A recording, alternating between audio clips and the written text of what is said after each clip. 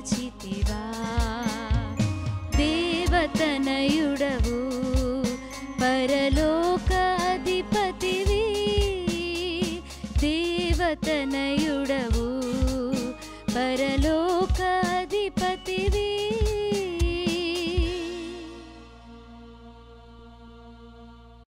పరిశుద్ధ బైబిల్ గ్రంథంలో నుండి యెషయా గ్రంథము 9వ అధ్యాయము 6వ వచనాన్ని చదువుకున్నాం. యెషయా గ్రంథము 9వ అధ్యాయము 6వ వచనం. ఏలయనగా మనకు శిశువు పుట్టెను, మనకు కుమారుడు అనుగ్రహింపబడెను, ఆయన భుజము మీద రాజ్యభారముండును.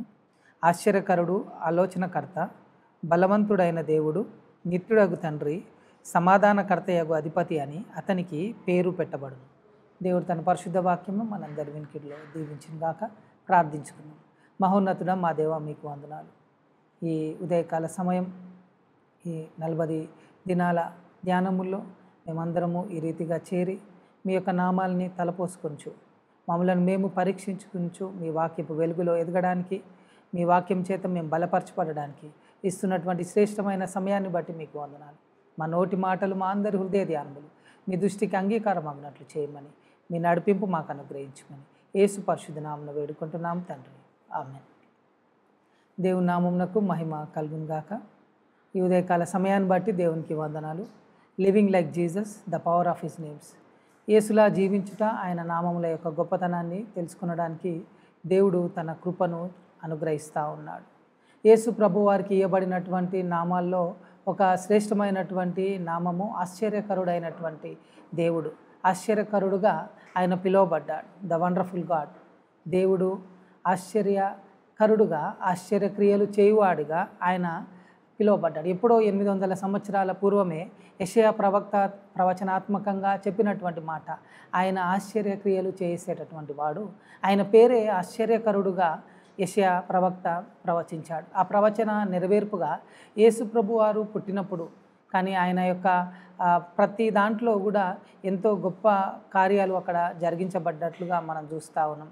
అనేకులు ఆయన బోధకు ఆశ్చర్యపడ్డట్లుగా దేవుని వాక్యంలో మనం చూస్తూ ఉన్నాం. ఆయన మాట్లాడుతున్నప్పుడు, ఆయన వాక్యము ప్రకటిస్తూ ఉన్నప్పుడు అక్కడ ఉన్నటువంటి వారు ఆయన మాటలకు ఆశ్చర్యపడ్డట్లుగా, ఆయన బోధకు ఆశ్చర్యపడ్డట్లుగా బైబిల్ గ్రంథంలో మనం చూస్తూ ఉన్నాం. సువార్థికులు దాన్ని మనకు తెలియజేస్తూ ఉన్నారు.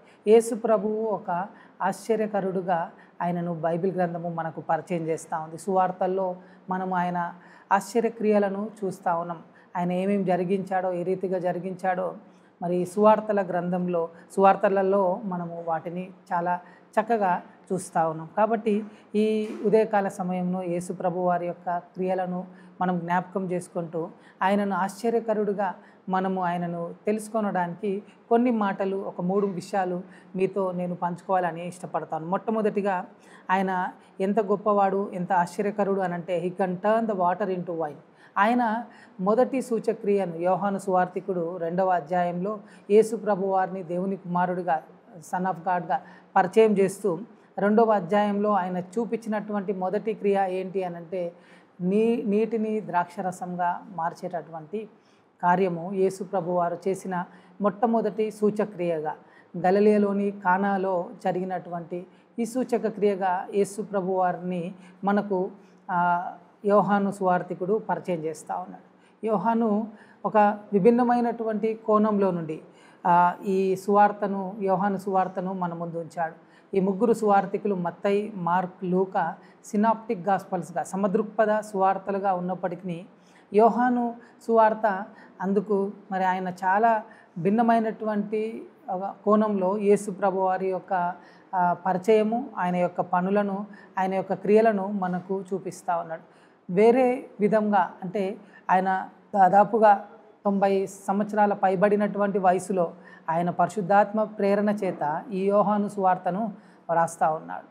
ఆయన యేసు ప్రభు వారి యొక్క అద్భుతాలను వివరించుటలో మొట్టమొదటిగా ఆయన ఆశ్చర్యక్రియలలో మొదటిదైనటువంటి నీటిని ద్రాక్షరసంగా మార్చినటువంటి క్రియను మనకు చూపిస్తూ ఉన్నాడు. అంటే దీని ద్వారా ఏదో ఆయన అద్భుతం చేసినట్లుగా, ఒక నీటిని ద్రాక్షరసంగా మార్చాడు అన్న విధంగా కాకుండా ఆయన ఎలాంటి దానినైనా కూడా ఆయన మధురంగా మార్చగలడు అని మనకు సూచన ఇక్కడ ఇవ్వబడతా ఉంది. అంటే మారాను మధురంగా చేయగల దేవుడు ఆశ్చర్యకరుడు మన దేవుడని ఈ వాక్యం సెలవిస్తూ ఉంది. నీ జీవితము ఎలాగున్నా, నీ జీవితంలో ఎలాంటి అది లేకపోయినా నీ యొక్క జీవితము మారాలా, చేదుగా ఉన్న నీ జీవితము మరి ఎంతో కష్టాల్లో నువ్వు అనుకుంటుండవచ్చు, నేను దేనికి పనికిరానటువంటి వాడనిగా, పనికిరానటువంటి దానిని నువ్వు అనుకుంటుండవచ్చు. కానీ ఆశ్చర్యకరుడైనటువంటి యేసయ్య చేతిలో నీవు ఉంటే, ఆయన మాటకు లోబడితే ఆయన నిన్ను అద్భుతంగా మలచగలడు. ఆయన ఆశ్చర్య కార్యము నీ జీవితంలో, నీ కుటుంబంలో, మన సంఘంలో జరిగించబడుతూ ఉంది. అంటే ఆయన లేనివి ఉన్నట్టుగా, ఉన్నవి లేనట్టుగా చేసేటటువంటి వాడు అని మనకు వాక్యము తెలియజేస్తూ ఉంది. అక్కడ మరి యోహాను సువార్తికుడు యేసు ప్రభు వారి యొక్క తల్లి ఇన్వాల్వ్మెంట్ని కూడా అక్కడ మన ముందు ఉంచుతూ ఉన్నాడు. ఆమె తల్లి కూడా అక్కడ మరి వారి బంధువుల వివాహం కాబట్టి ఆమె అక్కడ చేస్తూ ద్రాక్షరసం అయిపోయిందని యేసు ప్రభు వారితో చెప్పడము, యేసు ప్రభు వారు ఆమెతో మాట్లాడడము, దాని తర్వాత ఆమె పరిచారకులను చూసి ఏమంటుందంటే, ఆయన మీతో చెప్పున్నది చేయుడి. ఈ దినాన మనము జ్ఞాపకం చేసుకోవాల్సింది, మనం నేర్చుకోవాల్సినటువంటి మొదటి విషయం ఏంటంటే, నీ జీవితము మార్చబడాలి అంటే, నా జీవితము మార్చబడాలి, మధురంగా చేయబడాలి అని అంటే, మనము యేసు ప్రభువారు చెప్పున్నది చేయువారంగా మనం ఉండాలి. ఆయన జీవితానికి, ఆయన చేతులకు, లేకపోతే ఆయనకు మనల్ని మనం సమర్పించుకునే వారంగా మనం ఉండాలి. అప్పుడే నీటిని ద్రాక్షరసంగా మార్చినటువంటి ఆ సంఘటనను మనం జ్ఞాపకం చేసుకోవాలి. ఎందుకొరకనంటే అక్కడ అది జరిగినప్పుడు అందువలన ఆయన శిష్యులు ఆయన యందు విశ్వాసం ఉంచిరి, నమ్మిక ఉంచిరి అని యోహాను రాస్తా ఉన్నాడు. యేసు ప్రభువారు చేసినటువంటి అద్భుత క్రియల్లో నీటిని ద్రాక్షరసంగా మార్చుట మనం చూస్తూ ఉన్నాం. వివాహం కొరకు చదివించబడే ఒక వాక్య భాగంగా ఇది కాకుండా మన జీవితాలని మార్చగల ఆశ్చర్యకరుడుగా యేసు ప్రభువును ఇది పరిచయం చేస్తూ ఉంది. ఈరోజు ఆ ఆశ్చర్యకరుణ్ణి నీవు అంగీకరించకపోతే, ఆ ఆశ్చర్యకరుణ్ణి నువ్వు ఇంకా నమ్మిక ఉంచకపోతే, ఆయన యందు నమ్మిక ఉంచకపోతే, ఆ ఆశ్చర్యకరుడు నీ జీవితంలో ఆశ్చర్యక్రియలు చేయగలవాడు అని నువ్వు విశ్వసించకపోతే, ఇదే సమయము ఆయన నీటిని ద్రాక్షరసంగా మార్చినటువంటి వాడు నీ జీవితాన్ని, నా జీవితాన్ని ఆయన మార్చగలడు. మారాను మధురంగా, చేదు నుండి మధురంగా చేయగల దేవుడు మన దేవుడని దేవుని వాక్యము తెలియజేస్తూ ఉంది. రెండవదిగా ఏం తెలియజేస్తూ ఉంది మనకు వాక్య భాగం అంటే, you can raise the dead from the grave. ఆయన నీటిని ద్రాక్షరసంగా చేయడం మాత్రమే కాదు, ఆశ్చర్యకరుడైనటువంటి దేవుడు మరి సమాధుల్లో నుండి ఆయన చనిపోయినటువంటి వారిని లేవనెత్తువాడు అని బైబిల్ తెలియజేస్తాం. ప్రవచన గ్రంథంలో ఎండిన ఎముకలనైనా ఆయన తిరిగి జీవింపజేయగల దేవుడుగా ఆయనను గురించినటువంటి మాటలు మనం వింటా ఉన్నాం. ఈ సమయంలో ఆశ్చర్యక్రియల్లో, యేసు ప్రభు వారి యొక్క ఆశ్చర్యక్రియల్లో యోహాను సువార్తికుడు మనకు చాలా విషయాలు చూపించాడు. వాస్తవానికి ఆయన ఏమంటాడంటే, ఆయన చేసిన క్రియలు ఇంకా అనేకములు ఉన్నాయి, వాటిని వివరించాలంటే, వాటిని గురించి రాయాలంటే ఈ భూమి మీద కూడా స్థలం సరిపోదు, రాసినవి పెట్టడానికి స్థలము సరిపోదని యోహాను సువార్తికుడు చెప్పడం మనం చూస్తాము. అంటే అన్ని గొప్ప కార్యాలు ఆయన చేసిన దాంట్లో కొన్ని మాత్రమే మనం చూస్తూ ఉన్నాం, కొన్ని విషయాల్ని మాత్రమే, ఒక భాగాన్ని మాత్రమే, ఒకదాన్నే తీసుకొని మనం ధ్యానిస్తూ ఉన్నాం. నీటిని ద్రాక్షరసంగా మార్చిన దేవుడు చనిపోయినటువంటి వారిని లేవనెత్తినటువంటి వాడిగా కూడా మనం చూస్తూ ఉన్నాం. అంతకుముందుగానే మనం చూస్తే వాక్య భాగంలో సువార్తికులు చెప్పినటువంటి దాంట్లో అప్పుడే చనిపోయినటువంటి వారు 12 సంవత్సరముల చిన్నది ఆ యొక్క అధికారి కుమార్తె చనిపోయినప్పుడు, ఆ కుమార్తె చనిపోయి ఆ రాత్రి వారందరూ కూడా అక్కడ పాటలు పాడుతూ ఉంటున్నటువంటి సమయంలో అందరినీ యేసు ప్రభు వారు బయటికి పంపించి ఆ చిన్నది నిద్రించుచున్నది అన్నప్పుడు ఎగతాళి చేశారు. కానీ ఆయన తలితా కుమి అన్నప్పుడు, చిన్నదాన లెమ్మన్నప్పుడు ఆ కుమార్తె లేవడం మనం చూస్తూ ఉన్నాం.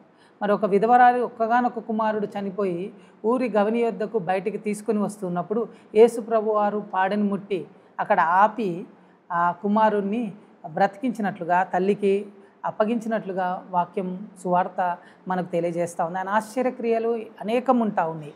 అయినప్పటికీ కూడా అప్పటి వరకు ఒకవేళ రోగులను, చనిపోయినటువంటి వారిని, అప్పుడే చనిపోయినటువంటి వారిని యేసు ప్రభు వారు లేపినప్పటికీ లాజరు గురించి మాత్రము చాలా డిలే అయిపోయింది. ఏమనుకున్నారంటే, యేసు ప్రభు వారు ఇంకా వచ్చినా లాభం లేదు, లాజరు చనిపోయాడు, సమాధి చేయబడ్డాడు, 4 రోజులు అయిపోయింది కాబట్టి యేసు ప్రభు వారికి లేపే అది లేకపోవచ్చు, అంటే లేపే పవర్ ఉండకపోవచ్చు, ఆ శక్తి ఆయనకు ఉండకపోవచ్చు అని తలంపులో అందరూ కూడా యూదులు, అక్కడ ఉండేటటువంటి మార్త కూడా ఉంటా ఉంది. మార్త యేసుప్రభు వారితో మాట్లాడుతూ ఆమె ఏమంటుందంటే, నీవు ఇక్కడ ఉండిన ఎడల నా సహోదరుడు చావకుండును అంటుంది. నీవు ఇక్కడ ఉంటే నా సహోదరుడు చావకుండును అనే ఒక ఆలోచనలో ఉంటావు. ఇంకొకటి ఏమనుకుంటా ఉంది అని అంటే, నీ సహోదరుడు మరలా లేస్తాడమ్మా మార్త అన్నప్పుడు, అంత్యదినమున పునరుత్థానమున లేస్తాడు అంటావు. అందుకే యేసు పునరుత్థానమును జీవమును నేనే అంటావు. అప్పుడు ఆయన యేసు ప్రభువారు లాజరుతో మాట్లాడినట్లుగా, లాజరు బయటికి రమ్మని చెప్పినప్పుడు ఆయన అవే వస్త్రాలతో ఆయన బయటికి వచ్చినట్లుగా మనం చూస్తూ ఉన్నాం. 4 రోజులు అయినప్పటికీ ఆమె అంటుంది, ఆయన చనిపోయి 4 రోజులు అవుతుంది, ఇప్పుడు ఓపెన్ చేస్తే వాసన వస్తుంది యేసుప్రభు వారు అని చెప్పడము. కానీ యేసుప్రభు వారి మాటను లాజరు విని ఆయన చనిపోయినటువంటి వాడు సమాధిలో నుండి బయటకు వచ్చినట్లుగా మనం చూస్తూ ఉన్నాం. కాబట్టి యేసు ప్రభువారు ఎంత గొప్ప కార్యాలు జరిగిస్తూ ఉన్నాడంటే, ఆయన ఆశ్చర్యకరుడు అనేటటువంటి ఆ మాటను యోహాను ఇక్కడ మొదటిగా 2వ అధ్యాయంలో, రెండవదిగా 11వ అధ్యాయంలో ఆయన మనకు చూపిస్తూ ఉన్నాడు. ఏమంటా ఉన్నాడనంటే, యేసు ప్రభువారు ఆయన మరణించినటువంటి వారిని, సమాధిలో ఉన్నటువంటి వారిని లేవనెత్తేటటువంటి వాడు, ఆయన ఆశ్చర్యకరుడు అని మనం చూస్తూ ఉన్నాం. మూడవదిగా ఈ can walk on the water. ఈయన నీటిని ద్రాక్షరసంగా మార్చాడు. రెండవది చనిపోయినటువంటి వారిని లేవనెత్తాడు. మూడవది నీటి మీద నడిచినటువంటి వాడిగా ఉంటా ఉన్నాడు. చరిత్రలో మనం చూస్తే యేసు ప్రభు వారు ఒక్కడే ఆ నీటి మీద నడిచినటువంటి వాడుగా ఉంటా ఉన్నాడు. మొట్టమొదటిగా ఆయన శిష్యులు, ఈ సువార్థికులందరూ దీని గురించి మనకు చెప్తా ఉన్నారు. చూసి దయ్యం అనుకుంటా ఉన్నారు, భూతం అనుకుంటా ఉన్నారు. భూతమో లేకపోతే దయ్యమో ఏదో నడుచుకుంటూ వస్తూ ఉంది. వాస్తవానికి ఎవరికి కూడా ఆ నీటి మీద నడిచేటటువంటి అది లేదు మనం. కానీ యేసు ప్రభు వారు ఆయన యొక్క అద్భుతకరుడుగా, ఆశ్చర్యకరుడుగా ఆయనని ఈ సువార్త మనకు పరిచయం చేస్తూ ఉంది. సువార్తల్లో ఆయన చేసినటువంటి క్రియల్లో ఆయన నీటిని ద్రాక్షరసంగా మార్చాడు. ఆయన మరణించినటువంటి వారిని, చనిపోయినటువంటి వారిని సమాధిలో నుండి లేవనెత్తాడు. మూడవది ఆయన నీటి మీద నడిచాడు. ఆయనకు అసాధ్యమైనటువంటిది ఏది లేదు. ఆయన ఆశ్చర్యక్రియలు చేసేటటువంటి వాడు. ఆయన చేసినటువంటిదే పేతురు చేయాలనుకుని ఆలోచనతో ఏం చేస్తూ ఉన్నాడనంటే, పేతురు నేను కూడా నడుస్తాను అని చెప్పడం యేసుప్రభు వారితో. తర్వాత ఆయన ఆ అలల్ని చూసి, అక్కడ ఉండేటటువంటి గాలిని చూసి భయపడి పేతురు మునిగిపోసాగినట్లుగా మనం చూస్తాం. యేసుప్రభు వారు ఆయనను లేవనెత్తి, మరి అల్ప విశ్వాసి ఎందుకు నువ్వు ఈ రీతిగా భయపడుతున్నావని ఆయనను గద్దించినట్లుగా మనం చూస్తూ ఉన్నాం. వాస్తవానికి యోహాను సువార్థికుడు మాత్రమే చాలా స్పష్టంగా ఇంకొక ఆశ్చర్య కార్యాన్ని ఇక్కడ మనకు చూపించాడు. ఏంటి అని అంటే, వారు అప్పటికే కొన్ని గంటల నుండి వెళ్ళవలసినటువంటి మార్గానికి సగం దూరము ప్రయాణం చేసి, 5-6 గంటలు ప్రయాణం చేసి సగం దూరం వరకు వారు వచ్చారు. అప్పటికే తెల్లవారుతూ ఉంది. కానీ యేసు వారి దోణిలోకి రాగానే వెంటనే వారు కోరినటువంటి, వారు వెళ్ళవలసినటువంటి రేవుకు వారు చేరుకున్నట్లుగా యోహాను సువార్థికుడు మనకు సూచిస్తూ ఉన్నాడు. యేసు నీ నావలో ఉంటే, నీ దోణిలో ఉంటే ఆయన నిన్ను సరైన మార్గంలోకి నడిపిస్తాడు. నువ్వు నడవలసినటువంటి స్థానానికి, నువ్వు చేరవలసినటువంటి గమ్యస్థానానికి నిన్ను యేసు ప్రభువారు చేరుస్తాడు అని దేవుని వాక్యము మనకు తెలియజేస్తూ ఉంది. కాబట్టి దేవుని వాక్యము మనకేం తెలియజేస్తూ ఉందంటే, ఆయన ఆశ్చర్యకార్యములు చేసేటటువంటి వాడు. ఆయన ఆశ్చర్యకరుడుగా ఆయనని మనకు బైబిల్ గ్రంథము పరిచయం చేస్తూ ఉంది. యెషయా గ్రంథం ఎప్పుడో యెషయా చెప్పినటువంటి మాటలు యోహాను సువార్థికుడు ఆయన చేసిన ఆశ్చర్యక్రియల్లో కొన్ని మన ముందు ఉంచాడు. ఆయన నీటిని ద్రాక్షరసంగా మార్చినటువంటి వాడు, ఆయన మరణించినటువంటి వారిని సమాధిలో నుండి లేవనెత్తినటువంటి వాడు, ఆయన నీటి మీద నడిచినటువంటి వాడు, ఆశ్చర్యకార్యాలు చేసేటటువంటి వాడిగా యేసు ప్రభు వారిని మనము చూస్తూ ఉన్నాం. కాబట్టి ఈ ఉదయకాల సమయాన దేవుని వాక్యంలో ఉన్నటువంటి ఈ మాటల్ని మనం జ్ఞాపకం చేసుకుంటూ, ఆశ్చర్యకరుడుగా పిలువబడినటువంటి ఆ యేసును నువ్వు అంగీకరించకపోతే ఆయన నీ జీవితాన్ని మార్చగలడు, మధురంగా చేయగలడు. ఆయన నీకు నిత్య జీవాన్ని ఇవ్వగలడు. ఆయన నీ కొరకు ఆయన అద్భుతాలు చేస్తూ నిన్ను కోరినటువంటి గమ్యస్థానానికి చేర్చగలడు. ఈ కొద్ది మాటలు మనందరి వినికిడిలో దీవించుగాక. ప్రార్థించుకుందాం. మహోన్నతుడా మా దేవా, మీకు వందనాలు. ఈ ఉదయకాల సమయంన ఆశ్చర్యకరుడుగా మీరు చేసినటువంటి కొన్ని మా క్రియలను మేము చూడడానికి. మీరు మారాను మధురంగా చేయగల దేవుడు మీరు అయి ఉంటున్నారు. మీరు నిత్య జీవాన్ని మాకు ఇచ్చేటటువంటి మా గొప్ప దేవుడు మీరు అయి ఉంటున్నారు. మరణించినటువంటి వారిని, చనిపోయినటువంటి వారిని సమాధిలో నుండి లేవనెత్తినటువంటి దేవుడు మీరు. మా తండ్రి, అంత మాత్రమే కాదు కానీ మీరు నీటి మీద నడిచినటువంటి గొప్ప దేవుడు. మమ్ములను తండ్రి ప్రభువా, మేము చేరవలసినటువంటి స్థానాలకు మీరు చేర్చేటటువంటి దేవుడు. అద్భుత రీతిగా మమ్మల్ని నడిపించే దేవుడు మీరు అయి ఉంటున్నారు. ఆశ్చర్యకరుడా, మీకే మా జీవితాలను సమర్పించుకుంటూ మమ్మల్ని మేము తగ్గించుకుంటూ మీ నామాన్ని హెచ్చిస్తూ యేసు పరిశుద్ధ నామమున వేడుకుంటున్నాం తండ్రి. ఆమేన్. తండ్రి, కుమార, పరిశుద్ధాత్మ త్రియేక దేవుని దీవెన, ఆయన కృపా సమాధానములు మనకు మన కుటుంబాలకు ఇప్పుడు ఎల్లప్పుడు సదాకాలం తోడై ఉండును గాక. ఆమేన్.